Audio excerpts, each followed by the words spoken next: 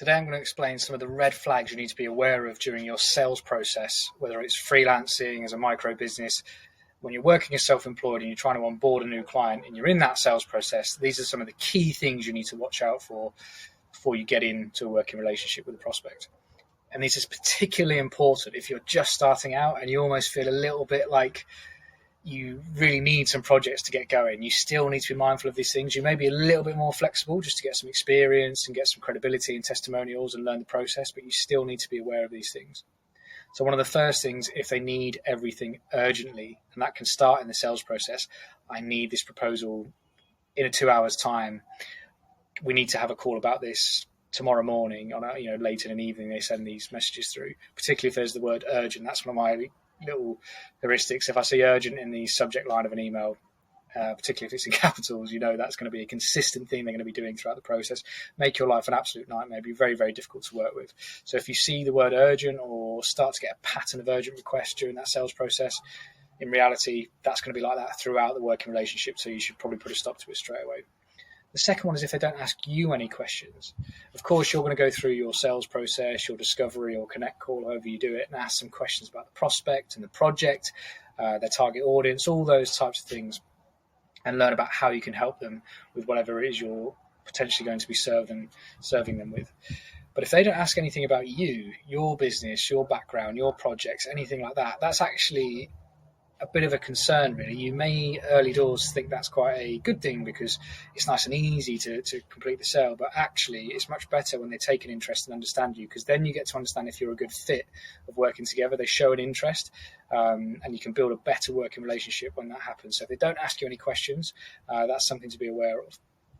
The other thing as well is if they badmouth their previous provider of the service that you're looking to assist them with. So maybe if you're working on their website and they had a previous developer who they complain about, or you're helping out with their social media or their digital marketing and they're complaining about poor results from their previous provider.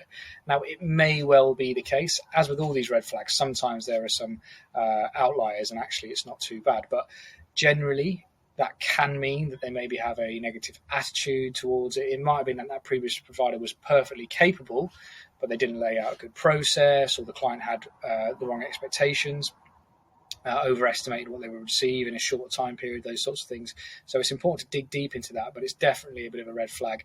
And if they have multiple people they talk about in a negative way, you're probably going to want to avoid working with that prospect. The next thing is around discount requests. Now, it's not uncommon to get those, particularly if you're just starting out or it's in a difficult period, time of the year, etc., etc. It's not a surprise if a prospect asks for a discount. However, that should maybe come in the negotiation at the later process. If they're saying that from the first stages of speaking with you and saying little questions with a cheeky smile or what can you do for me at the early phases, you really want to avoid that, because you're getting into a situation where you're potentially going to be forced. Like I say, particularly if you're early stage, you can get into a bit of a corner where you actually take on a project which is of little value to you in the end, and that's going to serve no one very well. You're going to be frustrated throughout it. This can also, there's a bit of a correlation I've seen between these discount requests and actually the payment terms and being good payers during the process. So if they start asking for a discount before you've even started talking about numbers, you really need to be mindful of that. And the final thing I think is important, and another thing that I made the mistake of actually signing up to with prospects in the early stages of being a freelancer, is if they really want to know exactly when you're working on their project. Now, of course, you might have timelines and deadlines and project schedules, but if they literally want to know the hour and the time of the day you're working on their project, at the end of the day, that really doesn't matter. They should be looking for the outcome, and good prospects understand that. They will trust you, let you do your thing, and expect the result by a certain deadline. But they shouldn't be asking exactly when are you working on and checking in on you all the time. Ultimately, you might have gone into self-employment to avoid that sort of thing from an employer. So if they're asking those sorts of questions, again, you need to ask yourself, is that the type of person I want to work with? So there's a few little pointers there you just want to be mindful of.